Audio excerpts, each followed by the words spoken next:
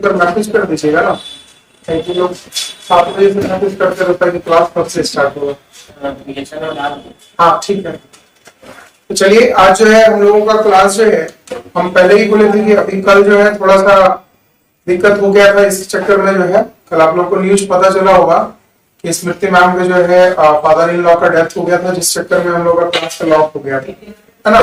But अभी हम लोगों का इस वीक में अब रेगुलर क्लास चलेगा। जैसे हम आप लोगों को बताए थे लास्ट क्लास में कि MWF जो है हम लोगों का, दैट इज मंडे, वेडनेसडे और फ्राइडे, हम लोग पूरी तरीके से PGT का क्लास है ना। और बाकी TTS में जो है हम लोग का TMT जो चल रहा है उसको हम लोग कंटिन्यू करते चले जाएंगे।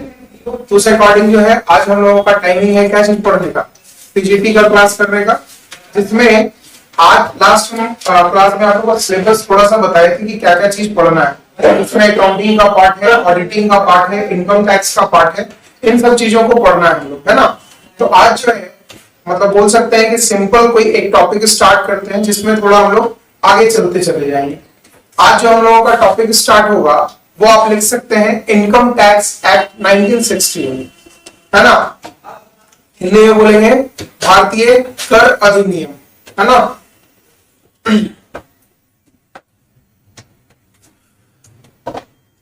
Parvati ji good morning ma'am. Income tax act 1961, ठीक है ना।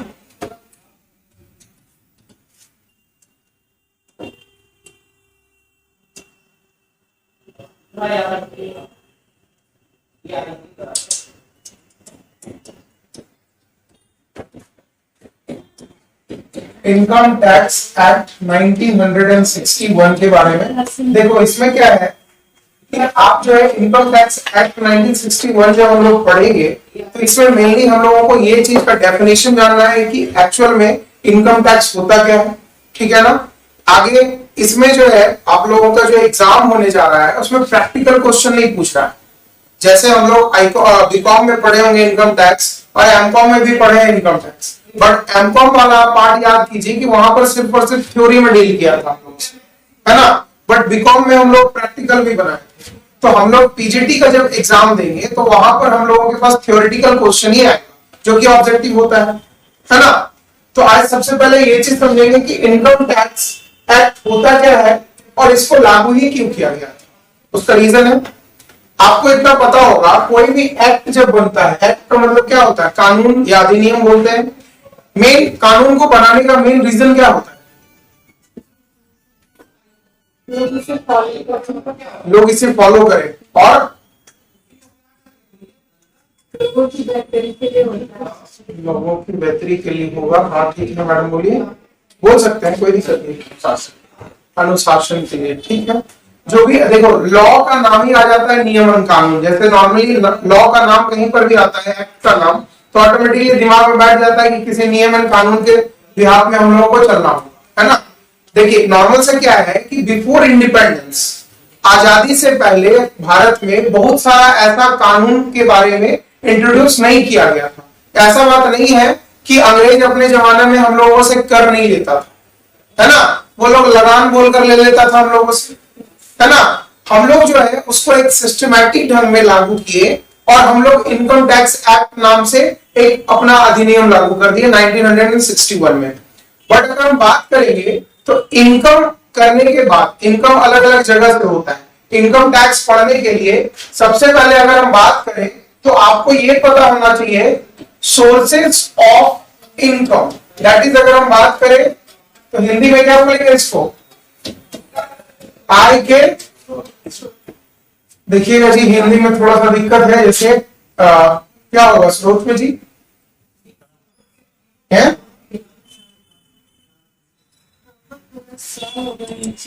अच्छा जो कोई दिक्कत नहीं, ये लिखते चलेगा, चलेगा ना, रॉन्ग है ना, राइट हमको लिख के बताइए ना जरा, क्योंकि थोड़ा तो इसमें दिक्कत है। देखिए जो है क्लियर बात है ना। हेलो मैथ्स वो जो करते हैं वो इंग्लिश नहीं करते, ठीक है मैम, ये हो गया ना, ये बोलना चाह रही है ना। चलिए जो भी है, सोर्सेस ऑफ इनकम की बात अगर करें तो आय का स्रोत दैट इज पैसा आना का, दैट इज कोई भी आदमी कमाता है ना, उसी पर टैक्स देगा। इनकम टैक्स जो है लेता है 10% कमाई पर ही लिया जाएगा। तो आय के स्रोत के बारे में अगर हम डिस्कस करें तो मेरे पास टोटल हेड्स ऑफ इनकम होते है ना, और कुछ कुछ जैसे अगर हम बात करें हेड्स ऑफ इनकम, इसका मतलब जो इनकम हम लोग कमा रहे हैं उसका मुख बोल सकते हैं कि उसका एक हेडिंग होता है जिसके अंडर हम लोग इनकम कमाते हैं।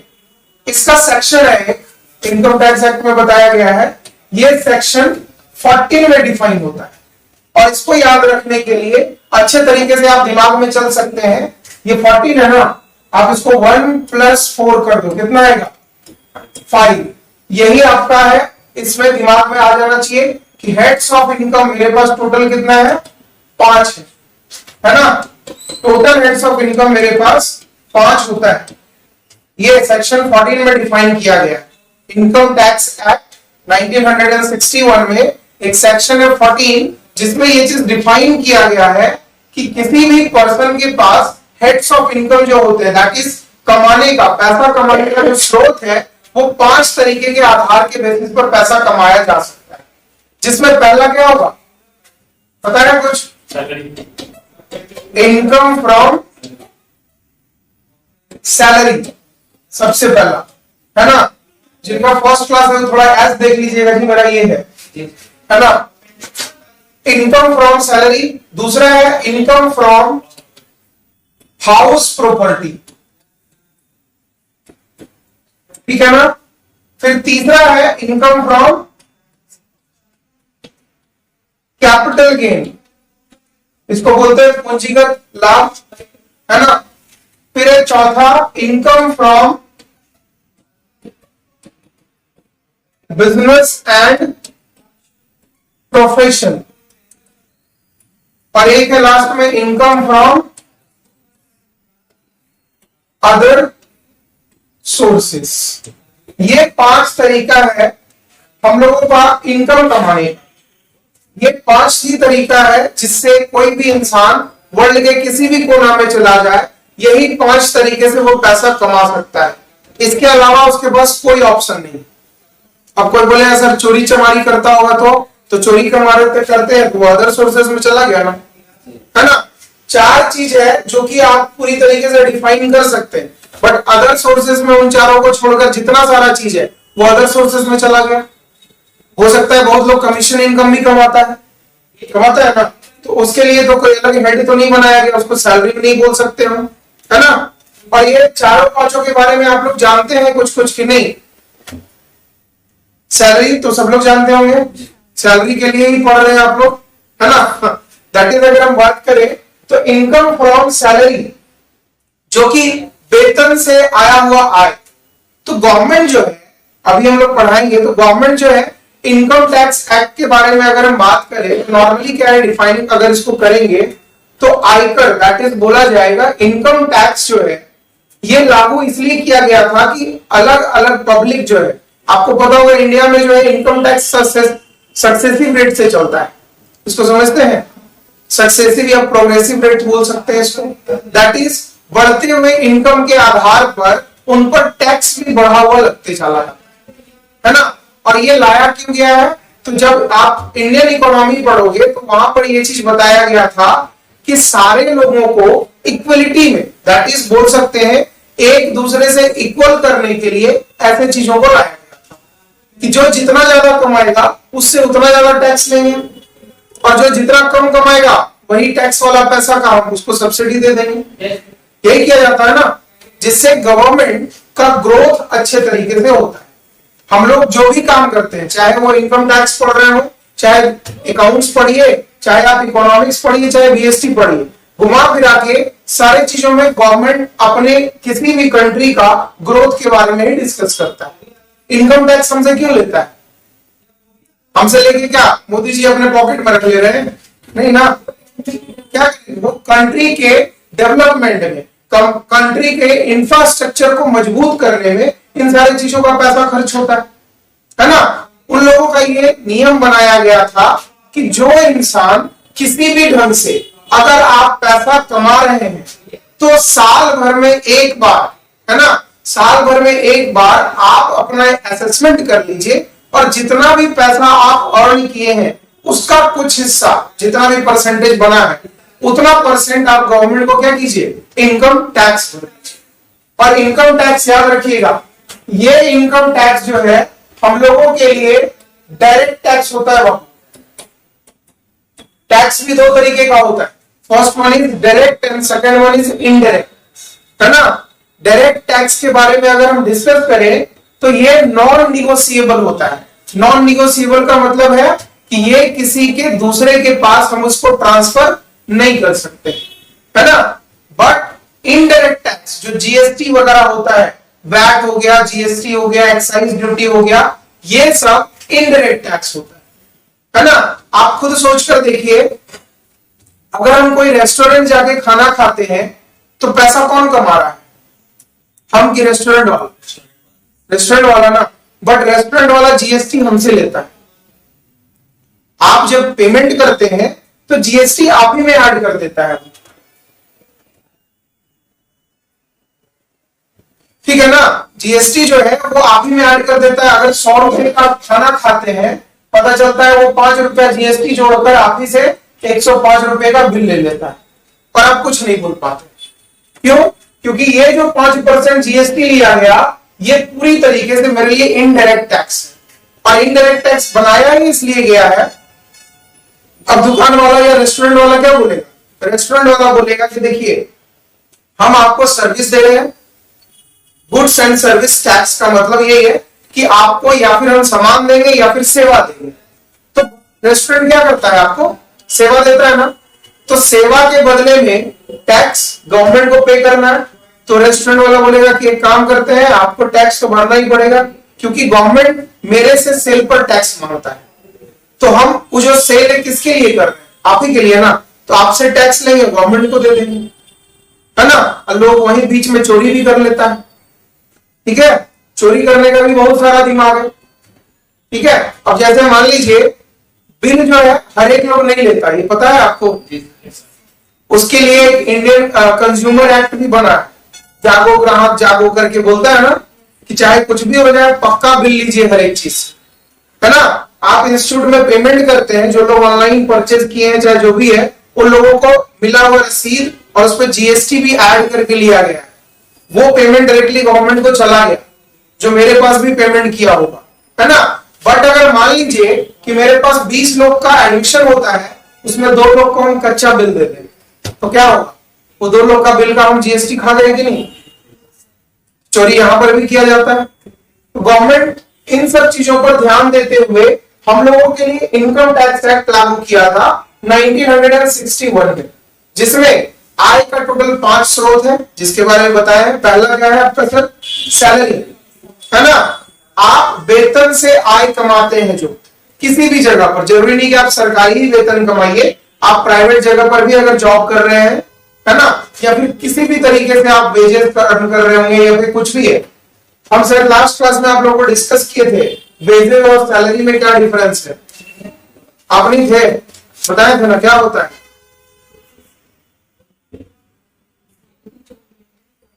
हाँ,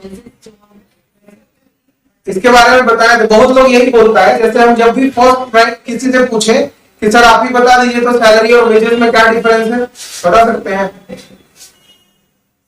सैलरी एक फिक्स हो जाता है। हाँ, और वेजेस? वेजेस का फिक्स नहीं है, आप जितना कीजिएगा उतना ही आपको मिलेगा। सैलरी फिक्स होता है, हम उसमें भी नहीं करेंगे तो वो मिलेगा ही मिलेगा। देखिए 2-3 आंसर ऐसा ही मेरे को मिलता है जब भी हम पूछते हैं। तो किसी से भी पूछे सैलरी और वेजेस में क्या डिफरेंस है, तो एक बंदा क्या बोलेगा कि सर सैलरी ना मंथली मिलता है, वेजेस डेली मिलता है, ऐसा बोल के निकल जाता है। बट ऐसा चीज नहीं है। सैलरी उस पर्सन को मिलता है जो अपने मेंटल एबिलिटी को यूज करता है, क्लियर सी चीज ये समझना है। और वेजेस उसको मिलता है जो अपने फिजिकल एबिलिटी को यूज करता है। बस इतना ही दोनों में डिफरेंस है। पैसा किसी भी तरीके से ले सकता है लोग। वेजेस मान लीजिए हम बोल दें कि हमको जो है डेली नहीं चाहिए, हमको महीना में चाहिए, तो वीकली भी लेता है लोग, मंथली भी लेता है लोग। तो इस तरीके से क्या उसको भी सैलरी मिलना स्टार्ट हो जाएगा? ऐसा नहीं है।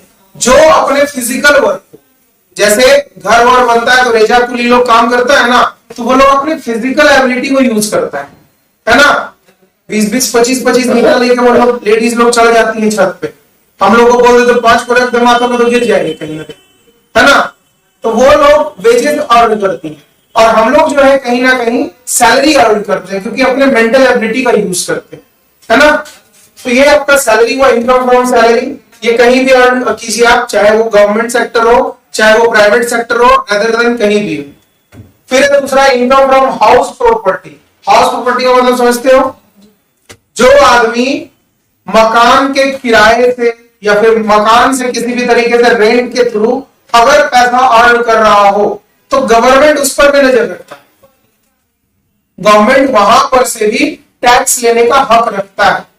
गवर्नमेंट बोलता है कि अगर आप अपना घर रेसिडेंशियल पर्पस के लिए यूज कर रहे हैं, मतलब मेरा घर हम ही खुद रहने के लिए उसको यूज कर रहे हैं, तो गवर्नमेंट को कोई टैक्स नहीं चाहिए। बट आप अपने घर को किसी भी तरीके से कॉमर्शियल बनाने का अगर जरूरत किए, दैट इज बोलने का मतलब है किसी भी तरीके से वहां से पैसा अर्न करने का सोचे तो गवर्नमेंट भी वहां पहुंच जाएगा। डायरेक्टली बोले अच्छा कमा रहे हो हमको भी दो, है ना। गवर्नमेंट को वहां भी चाहिए हाउस प्रॉपर्टी से। फिर है आपका कैपिटल गेन। कैपिटल गेन का मतलब क्या होता है? पूंजीगत लाभ का मतलब आप जो है जमीन जायदाद या किसी भी तरीके का फिक्स एसेट्स बेचते हो ना। जैसे गांव देहात में हम लोगों का दादा परदादा लोग कुछ जमीन रखे होंगे, हम लोग का तो नहीं रखे हैं, बाकी जिसका भी रखे हैं, है ना। तो उन लोग जाकर अगर मान लीजिए कि अचानक से बंटवारा हुआ या बिका, करोड़ों रुपए का अचानक से आपको प्रॉफिट हो जाता है ना। तो गवर्नमेंट बोलेगा अच्छा वहां से भी तुमको मिला है, उसमें भी कुछ ना कुछ दो, है ना। गवर्नमेंट को हर एक जगह चाहिए, बस इतना समझ लीजिए। ये कैपिटल गेन हुआ। और एक नेक्स्ट हुआ आपका business and profession. Business and profession का मतलब क्या? व्यापार और पेशा। प्रोफेशन का मतलब समझते हैं ना क्या होता है सर? आप लोग कोई प्रोफेशन का मतलब जो आदमी अपना पढ़ाई करने के बाद अपने स्किल से किसी एक सर्टिफाइड चीज का अगर वो डिग्री लेता है तो उस आदमी को हम लोग प्रोफेशनल बोलते हैं। जैसे लोग पढ़ के एमबीए का डिग्री लेता है ना, लोग पढ़ के डॉक्टर का, इंजीनियर का, सीएस का, ये सब का डिग्री लेता है ना, वो लोग प्रोफेशनल कहलाता है ना। हर एक लोग को अगर बिल्डिंग बना देने दिया जाए, अगर बिना इंजीनियर का हम लोग बिल्डिंग बनाए तो नहीं बना, समझ सकते हैं ना। पता चलता है जहां 12 mm का रड डालना वहां लोग सस्ता में 6 mm का डाल के निकल लिए, पता चला कि वो आंधी आएगा घर ही नहीं रहा, है ना। दैट इज बोलने का मतलब क्या है कि हर एक प्रोफेशनल लोग, अब डॉक्टर का काम है क्या चीज? ऑपरेशन करना। हम लोग अपने से हीरो बन के हाथ वाथ काट लिए तो फिर समझ ही सकते हैं कहां जाएंगे। तो प्रोफेशनल लोग भी गवर्नमेंट को कहीं ना कहीं टैक्स भरता है ना। और बिजनेसमैन तो समझ ही सकते हैं, बिजनेसमैन जो कि किसी भी तरीके का बिजनेस करता। और बिजनेसमैन को याद रखिएगा कभी भी किसी भी डिग्री का जरूरत नहीं है, पता है ना। सबसे अच्छा बिजनेसमैन होता है, पान का गुमटी भी खोलिएगा तो कोई दिक्कत नहीं है, वो भी आदमी कमा ले रहा है ना। लेकिन आजकल चाय खोल खोल के, मतलब चाय तो इंडिया में ट्रेंड चल गया है नहीं जी। एमबीए चाय वाला चल रहा है, तो फिर अभी एक रांची में देखते हैं आज बहुत आजकल सुना हुआ है चाय सुट्टा बार, वो चला हुआ है ना। और एक आपका अभी आजकल आ गया है कि पटना में एक लड़की भी चाय बेच रही है, न्यूज में आ रहा होगा, देखे होंगे, है ना। उसको चाय वाली करके वो लिखी है अपना, सब चाय वाला हम चाय वाली है ना। उसको भी इतना लोग ब्रांडिंग करवा दिया है, मतलब जितना भोजपुरी इंडस्ट्रीज का हीरो हीरोइन लोग है उसके पास आया मिलने के लिए, एगो बोल दिया कि आप पे हम मूवी बनाएंगे। अब खुद सोच के देखिए, बेचारी सोच के तो चाय खोल भी नहीं की होगी, है ना। लेकिन वो भी कहीं ना कहीं अब कुछ दिन के बाद इंडिया में ब्रांड बन जाएगी, है ना। तो बिजनेस कोई भी एक हिट करने को दे रही है, लेकिन बिजनेस जैसे हिट करेगा गवर्नमेंट वहां अपना हाथ लेके पहुंच जाएगा, पैसे दो, है ना। गवर्नमेंट को कोई मतलब नहीं आप क्या कर रहे नहीं कर रहे, गवर्नमेंट को बस इतने से मतलब है आप अगर पैसा कमा रहे, अगर आपके पास इनकम हो रहा है तो मेरे पास टैक्स आना चाहिए, क्लियर सा चीज। और एक लास्ट है आपका income from other sources. Other sources जिसका नाम एक्चुअल में हमको भी नहीं पता ना आपको पता हो सकता है, अदर सोर्सेज में बहुत सारे चीज चले जाते हैं। दैट इज बोलने का मतलब है इन चारों को छोड़कर किसी भी तरीके से आप अगर पैसा कमा रहे हैं तो वो इनकम फ्रॉम अदर सोर्सेज हो गया। जैसे अगर हम बात करें, आप बैंक में पैसा रखते हैं, बैंक में आप अपने खाते में पैसा रखे या बहुत लोग फिक्स डिपॉजिट करवा देता है, उस पर इंटरेस्ट मिलता है ना। तो उस पर जो इंटरेस्ट मिलता है क्या वो आय का स्रोत है आपका कहीं से? मतलब आप क्या बिजनेस है आपका वो कि पैसा अलग अलग से लाके इंटरेस्ट में डाल दे रहे हैं? ये तो नहीं, ये कहीं ना कहीं अलग तरीके से आपको अर्न हो रहा है। गवर्नमेंट वो आपको कहीं ना कहीं एप्रिसिएट करने के लिए इंटरेस्ट पे कर रहा है कि भैया आप मेरे पास अगर पैसा रखोगे तो हम आपको कुछ ना कुछ बदले में इंटरेस्ट देंगे। और वो देना तो हमारे लिए क्या कहलाएगा? वो इनकम फ्रॉम अदर सोर्सेज, क्योंकि ये मेरा काम नहीं है, वो अचानक से हो जा रहा है इनकम, है ना। अब गलती से रोड पे जा रहे हो, कोई बैग में मिल गया 50 लाख रुपया, गवर्नमेंट को बताएंगे नहीं, है ना बताएंगे ना, हमको टैक्स देना पड़ेगा। लेकिन अगर गवर्नमेंट को बता दिए, जैसे लॉटरी वगैरह खेलते हैं हम लोग, है ना, लॉटरी खेले, केबीसी में लोग जाता है ना, क्या लगता है कि केबीसी में एकदम पूरा जोर से अमिताभ बच्चन चिल्लाता है कि आप जीत गए 7 करोड़, तो 7 करोड़ उसको मिल जाता है क्या? कभी नहीं, है ना। उस पर टीडीएस कटेगा, उस पर टैक्स कटेगा, बेचारा घुमाते फिराते 3, 3.5, 4 करोड़ रुपया मिलता है लोगों को, है ना। जो खिलवा रहा है वो लोग भी अपना टैक्स काटता है। इतना ज्यादा टैक्स कटता है तो गवर्नमेंट को कोई मतलब नहीं, हाथ जो करवाना है करवाओ, है ना। गवर्नमेंट देख लो, अगर नॉर्मली हम बोलते हैं कभी कभी, ये ऑनलाइन भी चल रहा है, ऑफलाइन भी चल रहा है, रिकॉर्डिंग भी है, इस चीज देखिए। अगर गवर्नमेंट क्या बोलता है कि अगर आप जुआ खेलोगे, अगर आप सट्टा खेलोगे तो आप पर बैन है, बोलता है ना गवर्नमेंट, ये सब चीज इलीगल है, आपको जेल भी हो सकता है। और वही गवर्नमेंट क्या करता है, आजकल अभी चल रहा है आईपीएल, देखे होंगे, वो बोलता है ड्रीम 11 पे पैसा लगा, है ना। देखते इतना ऐड आता है, डांस करते रहता है, आप ड्रीम 11 पर टीम बनाओ, हम डांस कर लेते हैं, है ना। दैट इज बोलने का मतलब क्या है, इस ऐप को ऑथराइजेशन भी कौन दिया हुआ? गवर्नमेंट ही दिया हुआ। और गवर्नमेंट इसको लीगल क्यों किया? क्योंकि गवर्नमेंट को भी कुछ ना कुछ टैक्स मिल रहा हो। तो भैया अगर यही चीज करना है तो आप बोलिए ना कि जुआ दम तक खेलो, हम टैक्स देने के लिए रेडी हैं। तो गवर्नमेंट ये चीज नहीं करेगा, है ना। गवर्नमेंट डायरेक्टली बोलता है इलीगल चीजों को हम नहीं मान सकते, तो आप बोलिए ना हम कल से कचहरी में लिखवा के हम जुआ खेलेंगे, है ना, लीगल, कि जितना हम पैसा कमाएंगे उसमें टैक्स आपको देंगे। तो वो चीज कर नहीं सकता। वो सारा का सारा चीज आपका कहां चला जाता है? अदर सोर्सेज, जो भी अलग चीज है ना। कोई भी आदमी जो ड्रीम 11 पे पैसा लगाए, चाहे दूसरे ऐप पे पैसा लगाए, इसका काम ये नहीं होता, है ना। इसका काम होता ही नहीं है। हम लोग का नॉर्मल काम यही चाह रहे हैं, या फिर सैलरी से का पैसा कमाएंगे, या बिजनेस से, या प्रोफेशन से। कैपिटल गेन तो मेरे पास तो है नहीं, जिसके पास है वो समझेगा। हाउस प्रॉपर्टी भी नहीं है मेरे पास, जिसके पास है वो भी अर्न कर लेगा अपना, है ना। तो इन चारों पांचों चीजों से हम लोग पैसा अर्न कर सकते हैं। ये लिखा हुआ है सबका, मतलब लिख लिया है पक्का?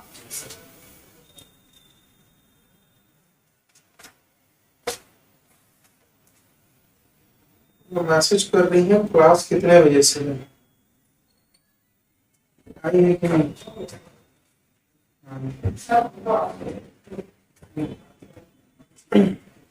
हम लास्ट क्लास में एक चार्ज ऑफ इनकम बताए थे आप लोगों को, दैट इज स्लैब रेट। ये लिख लिया सब लोग? देखिए हम लोग इनकम टैक्स का आज नॉर्मली स्लैब रेट समझकर जाएंगे। स्लैब रेट का मतलब समझते हैं? कितने पैसे पर किन लोगों को कितना कितना टैक्स देना होगा। हम लोगों के इंडिया में जब आप पैसा कमाते हो तो इंडियन गवर्नमेंट किसी भी पर्सन को, अगर हम बोले कि एक मान लीजिए ये आदमी है, इस आदमी को भी 3 पार्ट में डिवाइड किया है। गवर्नमेंट जो है इस आदमी को भी 3 पार्ट में डिवाइड किया कि आदमी जो है, पहला, एक वैलिड आदमी कब होता है? कोई आदमी, जैसे मान लीजिए आपको पता होगा एडल्ट जो होता है, एडल्ट कब बनता है कोई भी इंसान? जब वो 18 साल का हो जाता है इंडिया में।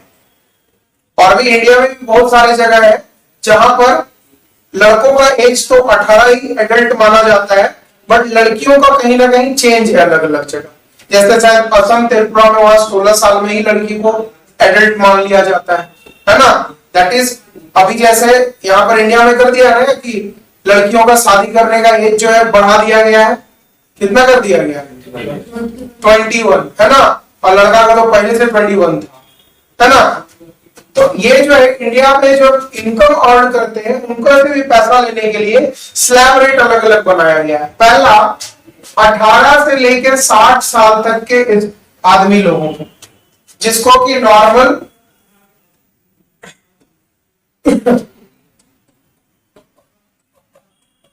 सिटीजन बोल सकते हैं, है ना, नॉर्मल रेसिडेंट जो भी है। फिर दूसरा है 60 से लेके 80 साल तक, जिसको हम लोग क्या नाम देते हैं, सीनियर सिटीजन नाम देते हैं। और एक 80 से एबव, जिसका नाम देते हैं हम लोग सुपर सीनियर सिटीजन, है ना। इंडिया में नॉर्मल सिटीजन या नॉर्मल रेसिडेंट बोल सकते हैं वो पर्सन है जो 18 से 60 साल के बीच में है और जो किसी भी तरीके से पैसा अर्न कर रहा होगा, है ना। हम लोग भी अभी इसी में आ रहे हैं, है ना। तो इन लोगों के लिए थोड़ा सा टैक्स का स्लैब रेट ज्यादा रखा गया, ठीक है ना। जैसे आप लोग सुनते होंगे कि ट्रेन का टिकट भी कटवाइएगा तो सीनियर सिटीजन को हाफ लगता है ना। क्यों? क्योंकि वो बूढ़ा हो गया, गवर्नमेंट उस पर ध्यान देता है नहीं, तो हम लोगों को भी जल्दी हो जाना चाहिए। और 18 से 60 साल के जितने भी लोग हैं उनको नॉर्मल रेसिडेंट माना जाता है गवर्नमेंट के नजर में। तो उन लोगों के लिए कुछ कुछ स्लैब रेट रखा गया है, जिसके तहत आपको पता होगा कि इंडिया में अभी टैक्स का रेट अलग अलग चल रहा है। 5% का भी टैक्स है, इनकम टैक्स की बात कर रहे हैं, है ना। अभी थोड़ा सा इसके बाद हम जीएसटी भी समझा देंगे आपको, डायरेक्ट और indirect. But normally income tax में 5% भी स्लैब रेट है, फिर 10 भी है, 15 भी है, 20 भी है और 30 है। ये अलग अलग रेट पे चल रहा है ना। 5% का जो इनकम टैक्स स्लैब रेट है किस पर लगेगा?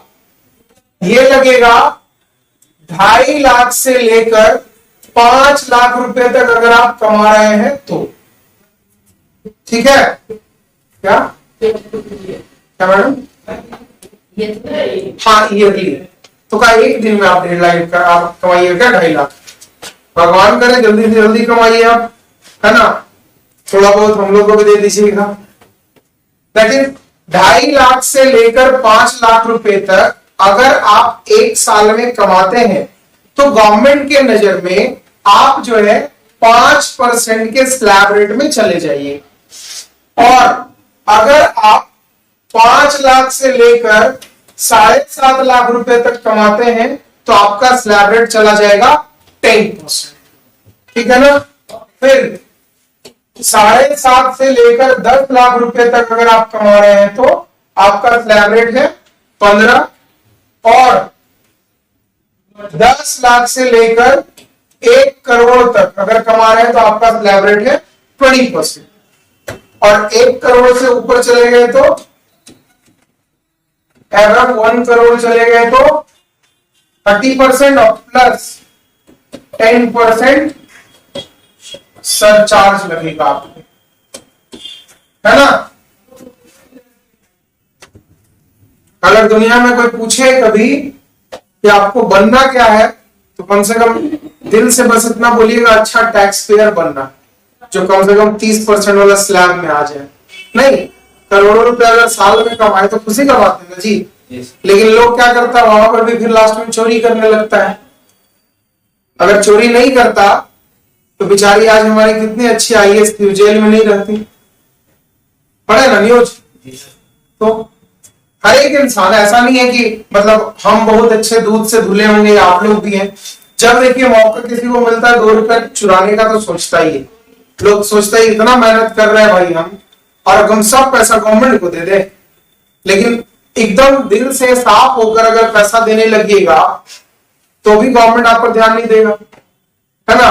गवर्नमेंट, हम उस दिन भी बैंक वाले भी बताया, बैंक में 2 ही आदमी पर ध्यान दिया जाता है, या खूब जमा पैसा कीजिए या फिर आपको लोन का पैसा लेके भाग जाइए, दोनों पर ध्यान पूरा भी दिया जाता है ना। अगर आप एक बहुत अच्छे टैक्स पेयर है, पैसा कमा रहे, गवर्नमेंट को भर रहे, गवर्नमेंट आप पर ध्यान ही नहीं देगा। आप देखिए चुराने लगे, देखिए तुरंत आपको खोजेगा, है ना, कि कहां गए भाई, तो ईडी और इनकम टैक्स डिपार्टमेंट सब आएगा आपके पास चाय वाय पीने के लिए क्या। तो ये सब चीज है। तो नॉर्मल सिटीजन में ये स्लैब रेट है। सुपर सीनियर सिटीजन में क्या है कि 0 से, जैसे ये 2.5 लाख है ना, तो सीनियर सिटीजन में वही 3 लाख है। मतलब सीनियर सिटीजन की अगर हम बात करें तो 5% उस पर टैक्स कम लगेगा जब वो 3 से लेकर 5 लाख रुपए तक कमाएगा, तो मतलब 50,000 रुपए का और छूट दे दिया जाता है, ठीक है। और सुपर सीनियर सिटीजन में ये 5% वाला स्लैब रेट है ही नहीं। मतलब सुपर सीनियर सिटीजन में कोई इंसान अगर 5 लाख रुपए तक कमा रहा है तो उस पर कोई भी टैक्स नहीं लगेगा। ये गवर्नमेंट के द्वारा फायदा दिया गया है ना। तो अगर हम बात करें, जैसे नॉर्मली हम बात करते, बहुत लोगों को ये चीज थोड़ा सा समझ में नहीं आता कि सर आप ऐसे टैक्स अपने मन से कैसे लगाते हैं। ये गवर्नमेंट का स्लैब रेट है, आपके गूगल में भी होगा, है ना। ये हर एक साल अलग अलग स्लैब रेट चेंज होता है, बट गवर्नमेंट जो है अभी 2 साल से सेम ही रखा हुआ है, उसमें कोई चेंजेस नहीं किया है।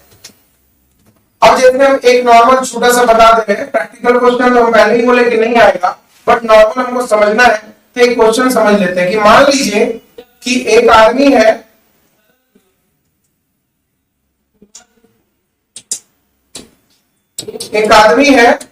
और ये जो है 1 साल में पैसा कमा रहा है 7 लाख रुपए। 1 ईयर में मान लीजिए इसका सैलरी है 7 लाख रुपीस। आप ही लोग कहोगे अगर जॉब लेते हैं तो मिनिमम 45 से 50,000 रुपए तो सैलरी मिलेगा स्टार्टिंग में।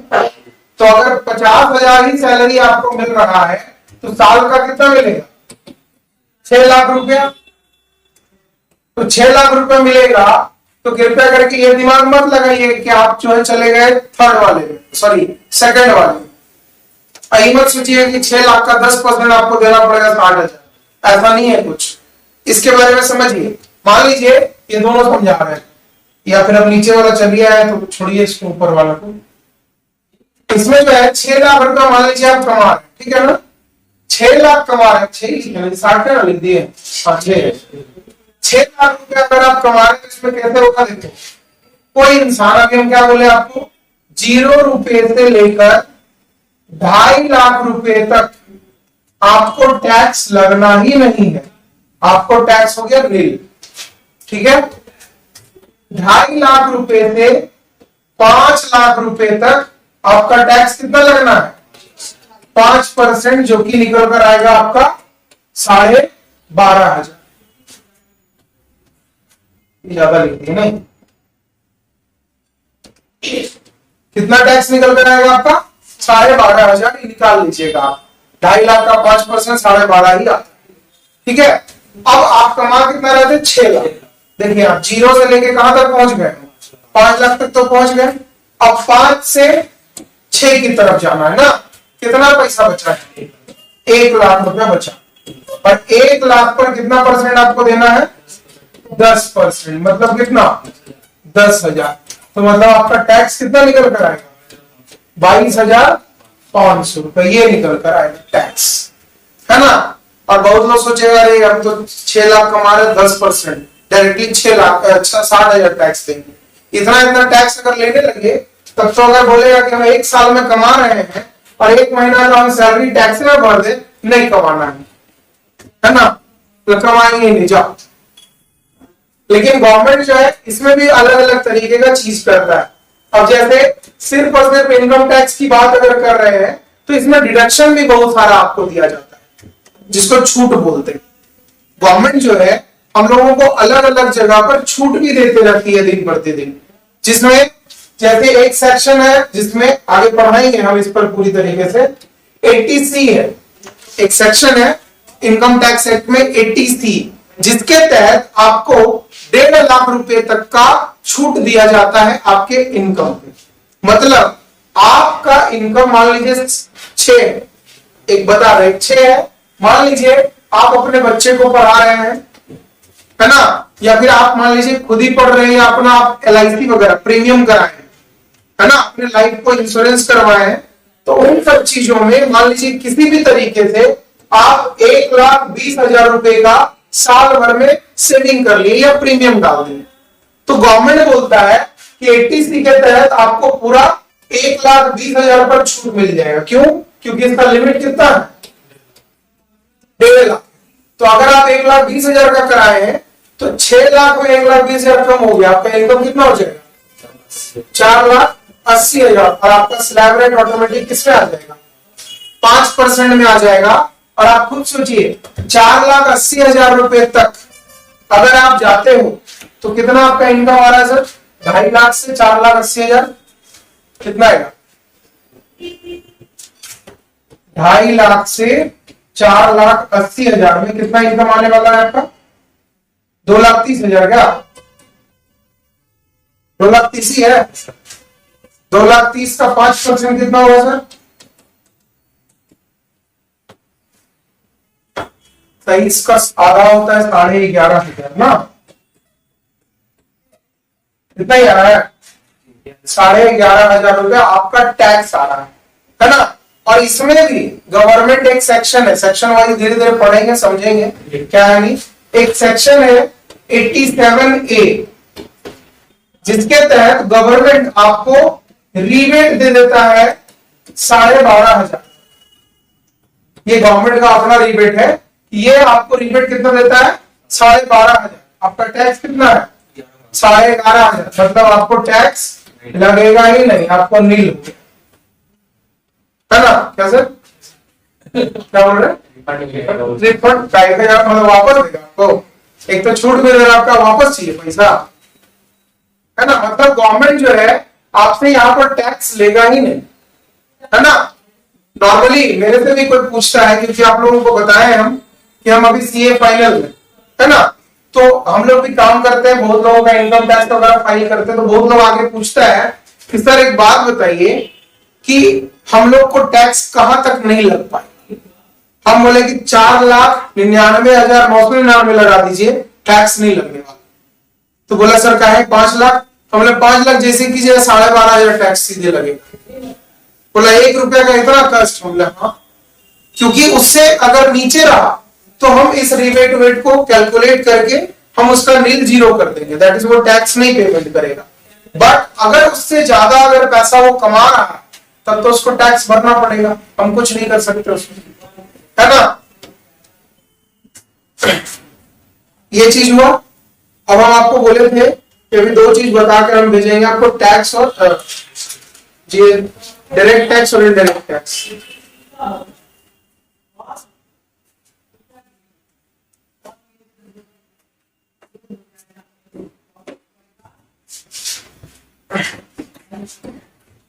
देखिए जब आप गवर्नमेंट की नजर में जाइएगा तो टैक्स को जो है ना वो 2 तरीके से बांट दिया गया।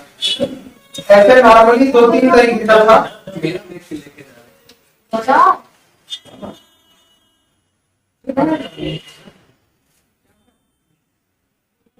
किसका बैग लेके चला गया, हेलमेट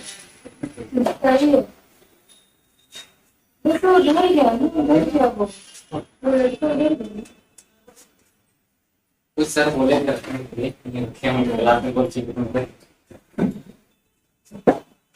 देखिएगा,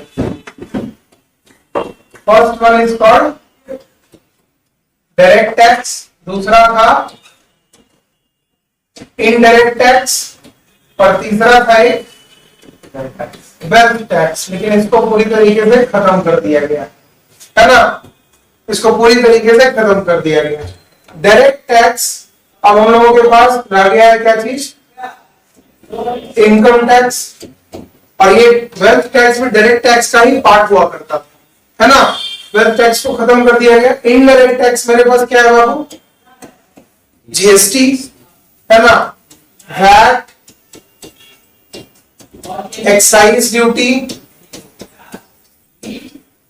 है ना, और भी बहुत तरीके का चीज है, इंपोर्ट एक्सपोर्ट ड्यूटी जो भी है एक्साइज ड्यूटी उसी में जाता है। इन सब सारे चीजों में आपको इनडायरेक्ट टैक्स लगता है। आपको पता है कि आज भी जीएसटी किस पर इंक्लूडेड नहीं है? और पेट्रोलियम प्रोडक्ट पर आज भी जीएसटी को लागू नहीं किया गया। दूसरा, जो सोना चांदी है उन सब चीजों पर भी गवर्नमेंट अभी तक जीएसटी वैसा लगाया नहीं है, बट 1% और 3% दो तरीके का इंटरेस्ट उस पर टैक्सेशन चार्ज है, जो आप कभी भी कोई चीज खरीदोगे तो उस पर लगा दिया जाता है ना। फिर इसी में आपका एक चला जाएगा सर्विस टैक्स, है ना। ये सब आपका इनडायरेक्ट टैक्स है, और इनडायरेक्ट टैक्स को पहचानने का सबसे अच्छा तरीका है जो ट्रांसफरेबल, गवर्नमेंट को लेना आपसे है बट आप वही पैसा किसी दूसरे से लेकर दे रहे हो। आप नॉर्मल से सोचो, अगर आप हमको 1 रुपया फी दोगे, कमाएगा कौन? हम कमाएंगे तो नहीं। गवर्नमेंट को जीएसटी किससे चाहिए? मेरे से, बट वो जीएसटी का पैसा हम आपसे लेकर देंगे। क्यों देंगे? डायरेक्ट हम बोलेंगे सर्विस हम किसको दे रहे हैं? आपको ना। आप जब फायदा उठा रहे हैं तो आप ही से लेकर देंगे, है ना। और दूसरा चीज है, अगर मान लीजिए हम आपको बोल दें कि हम आपसे 10,000 रुपया फी ले रहे हैं, जी बोल दे, अब बोले कि पता है आपका फी 8,000 है और आपका जीएसटी लग रहा है 2,000, आप उसी दिन बोलिएगा सर नहीं पढ़ना, छोड़ दीजिए, है ना। ये नॉर्मल सा चीज है। क्यों? क्योंकि अगर आपसे बोल दिया जाए कि फी 8,000 और 2,000 टैक्स किया जा रहा है, बोले झूठो कौन ऐसा ट्यूशन में पड़ेगा, टैक्स उठ लेता है, छोड़ हटा। लेकिन आपको हम पहले ही बोल दिए कि 10,000 फी है, उतना ही मेरा फी है, क्लियर सी चीज है ना।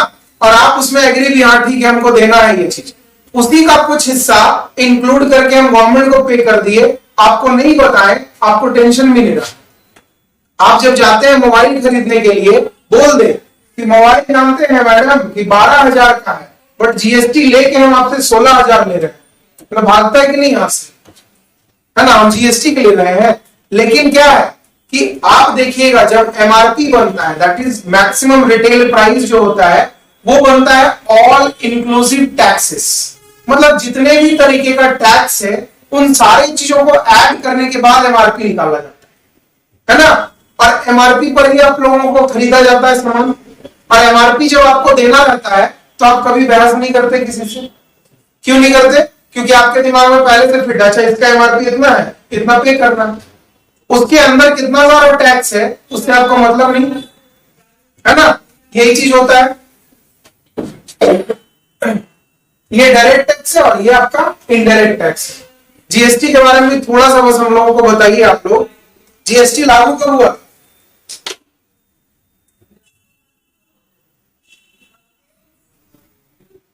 अरे ऐसा मत कीजिए,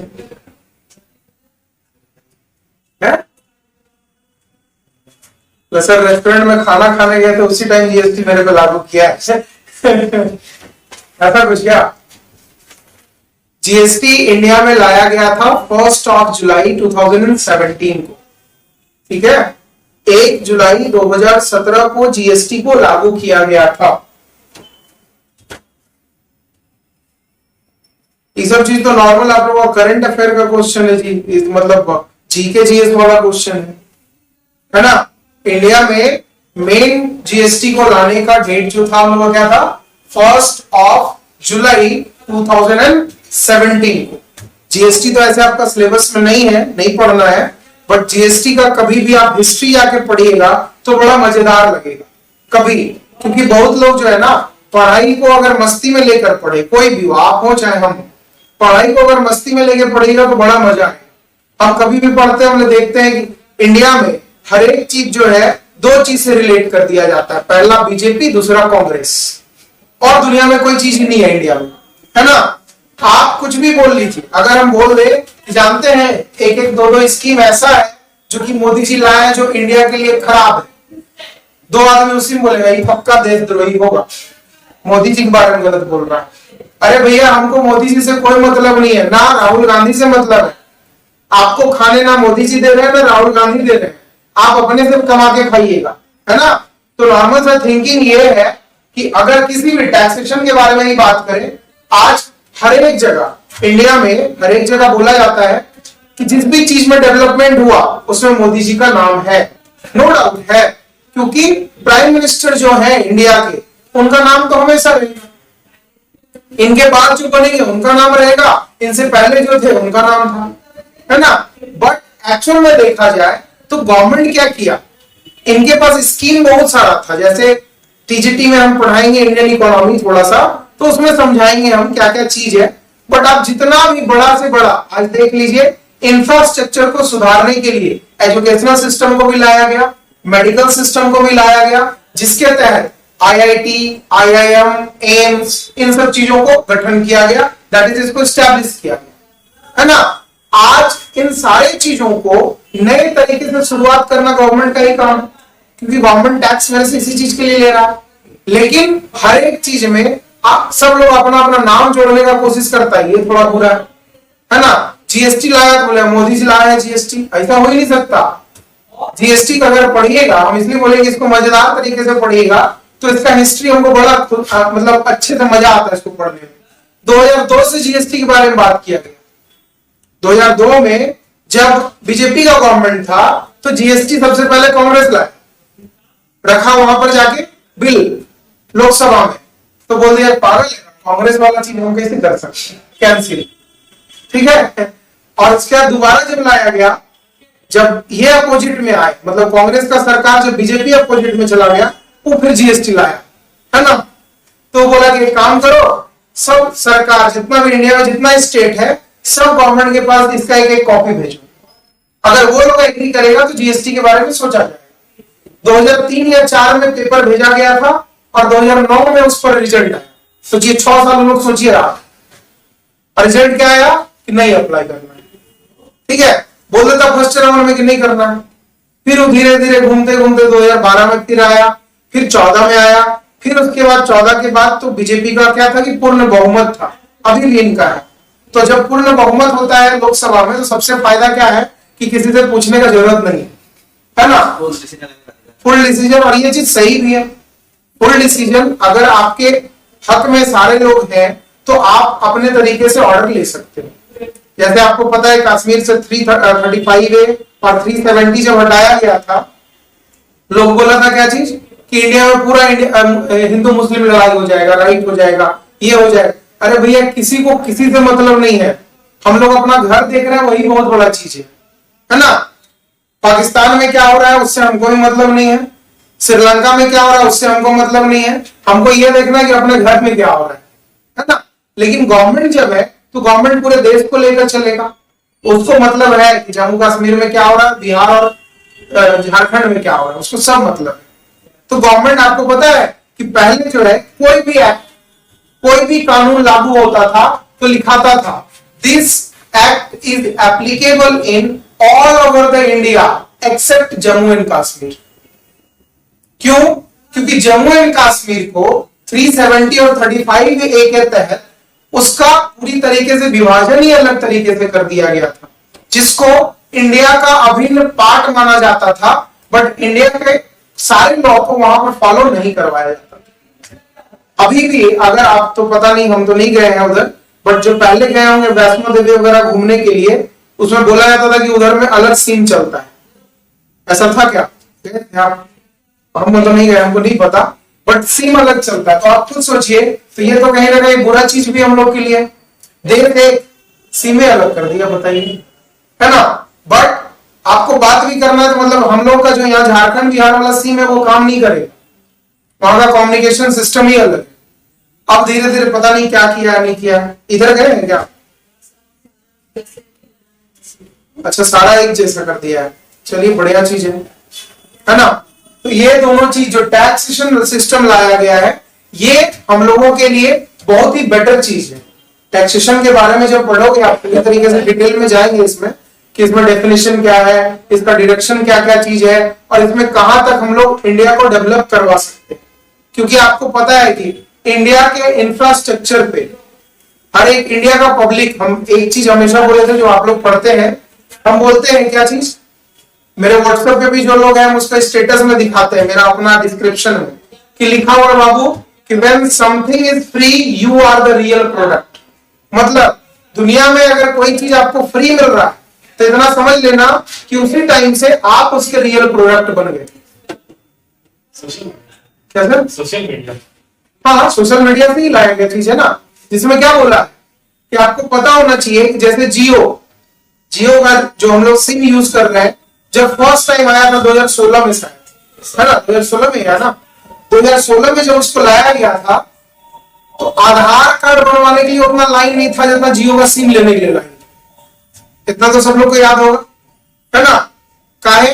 फ्री में दे रहा है, पूरा एकदम 4G स्पीड देगा, फ्री में दे रहा है, दम तक यूज करना है, कोई दिक्कत नहीं।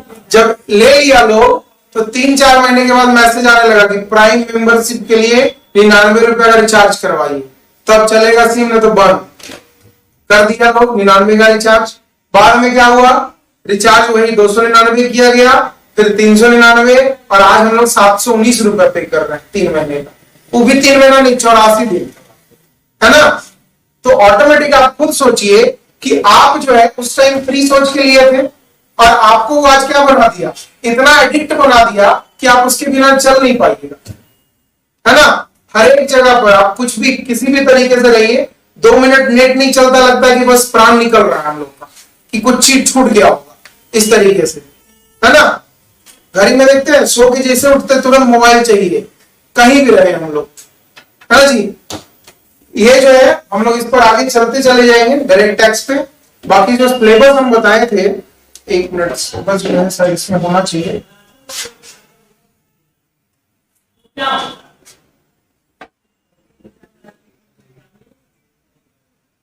इसमें नहीं लगा रहा है।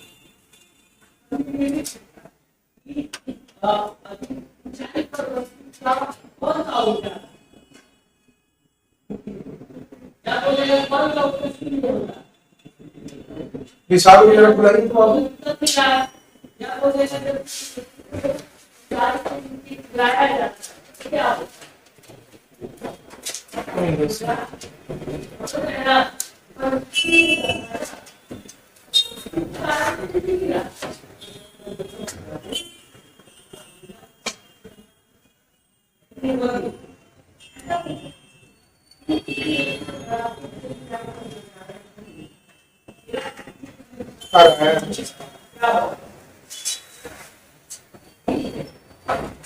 उस दिन सिलेबस डाले थे ना उसमें पेन ड्राइव में,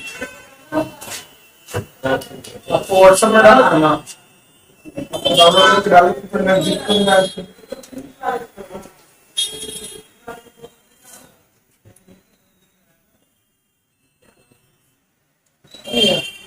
नाम हम लिखा सकते हैं,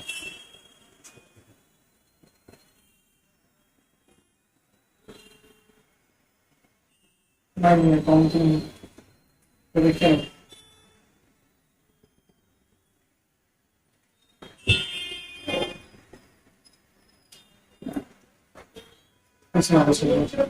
PGPC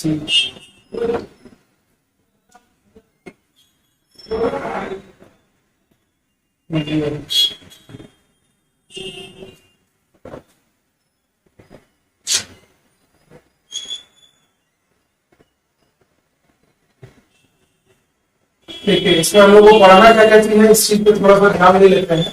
important provision for income tax act जो है हम लोगों का, इसमें डिस्कस करेंगे क्या चीज पर। हम लोग सबसे पहले डेफिनेशन, है ना, चार्ज ऑफ इनकम टैक्स किस तरीके से काम किया जाता है, किस पर चार्ज होगा, किस तरीके से रेट है।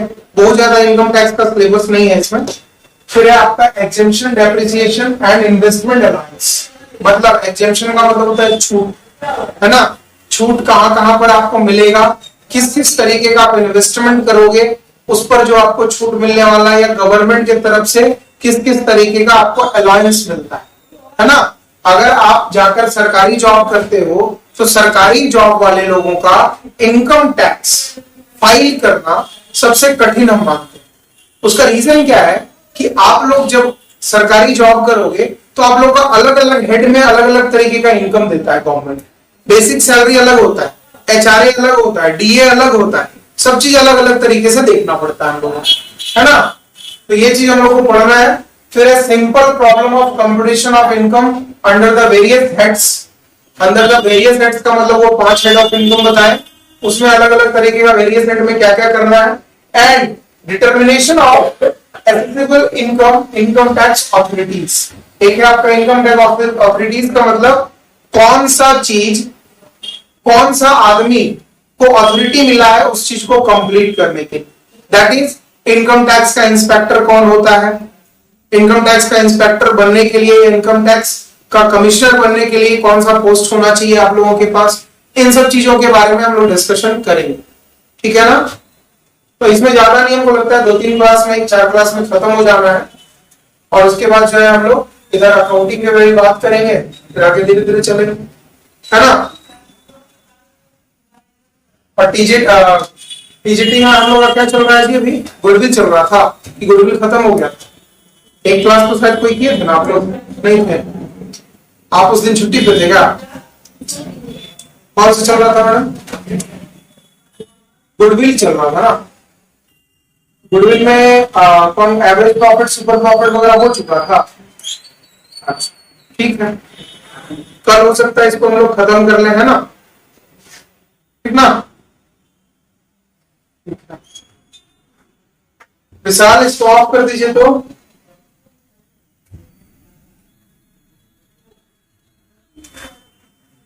चलिए कल मिलता है। जितने ऑनलाइन वाले लोग हैं जी उन थोड़ा सा टाइम ध्यान दे दीजिएगा आप लोग।